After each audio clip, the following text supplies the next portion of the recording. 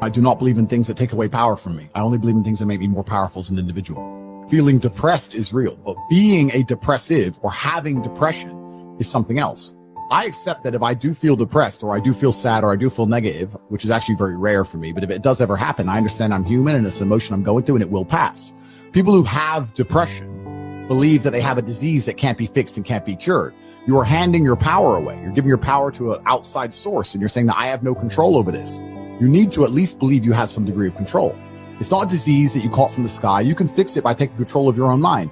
The idea, I believe, that if you feel depressed, something is depressing you, and you should try your best to fix it. You should take control of your life and do your best to fix it. They don't talk that. They say depression like it's this magic thing that comes out the sky and it gets in your brain. You're sad no matter what. There's nothing you can do about it and you need to only take pills. And that's a bad idea to subscribe to. And if you start to feel depressed, let's say your girl leaves you and you start to feel depressed, you're now going to start diagnosing yourself as clinically depressed. Yeah. And it's amazing how you can speak things into existence.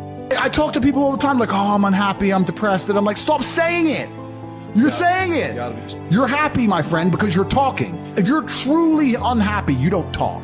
Think of the last time you lost a family member. The first thing you did is you sat in silence for half an hour. That's unhappy. If you're running your mouth down the pub about being unhappy, you're attention seeking. That's what you're doing. I absolutely refuse to take my own power away. There are so many things in the world trying to kill us. Like you got enemies, you got people on the streets with blades, you got bacterias. Oh, I've got enough enemies, bruv. Sharks want me dead. I've got enough enemies. Why am I going to take my own power away? Why would I not adopt the mindset that makes me the most capable predator I can possibly be? Why not adopt the mindset that makes me as competent and as fearsome as possible? So why would I believe in something that made me incapable? I don't believe in depression because even the belief in and of itself, when you feel depressed, you'll start to consider maybe I have depression. Then you go see a psychiatrist and then they want you on pills. It's the belief that goes down the spiral. If I feel sad, I go, I'm depressed today. I'll be fine tomorrow. A lot of people say to me, I can't get a girlfriend because I'm depressed. I say, no, you're depressed because you can't get a girlfriend. They're different things. A lot of people are pretending depression is why their life is shit, when in reality, their life is shit, which is why they're depressed. This idea that we propagate that it's a disease you catch and there's nothing you can do about it and it strikes out of nowhere. I don't believe that. I believe that the number one cure for depression for 99% of people on the earth is $10 million. You find me someone depressed in the fucking ghetto in Glasgow and let's give him a ton of money and watch his face light up. You ever got a disease? You're unhappy with your surroundings. If you live a depressive life, you're going to feel depressed. If you lived my life, you wouldn't feel depressed. So now you know what to fucking do.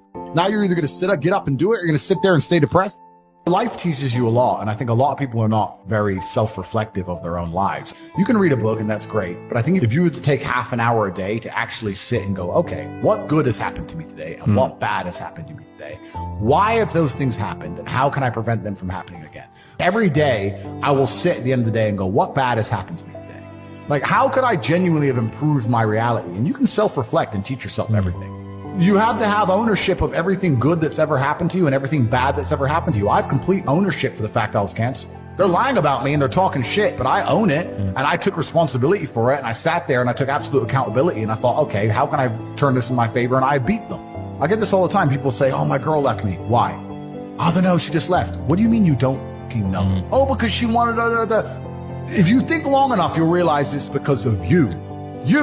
You can sit and say what she did and what she wanted, blah, blah. It's because you couldn't keep her. So it's your fault and you're not self-reflecting. And then you're going to go into your next relationship. And because you didn't self-reflect and you haven't grown, you haven't done anything, guess what's going to happen? She's going to leave you again. If you construct a mindset that allows you to be as competent as possible, as opposed to feel any different or feel better, then you're going to naturally come to the conclusions I've come to.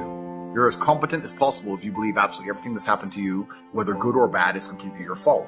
When you tell the world that depression can't be solved, what you're doing is absolving yourself from all responsibility. I no longer have to stand up and work hard and try and be something because it doesn't matter how hard I work because I'll be depressed anyway. They're being ignorant on purpose to avoid doing the hard work. That's all it really is.